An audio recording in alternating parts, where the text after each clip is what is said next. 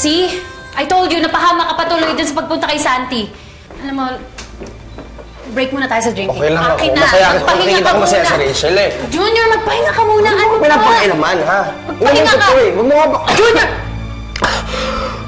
Junior! Okay ka lang ba? Dugo ba yan?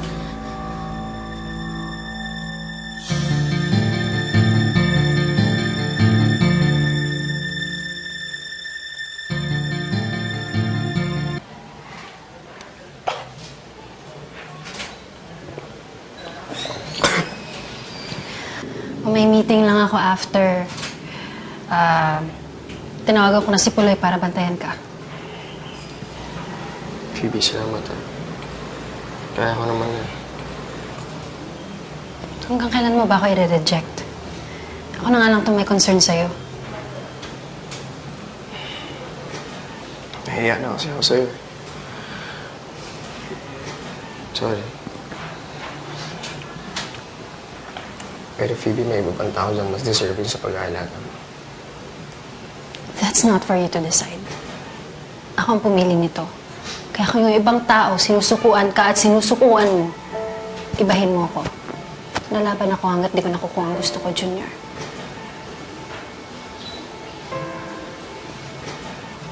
Alam mo siguro kung may natitira lang talaga dito.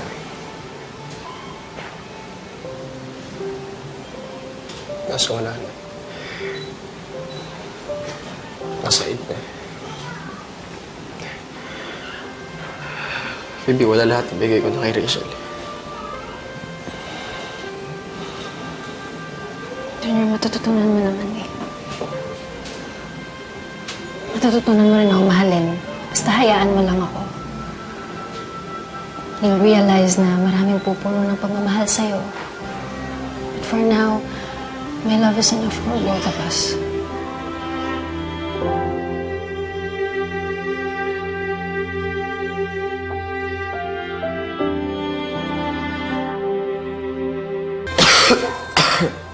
Tol, kung di pa sinabi sa amin ni Phoebe, di pa namin malalaman na nagkakaganyan ka.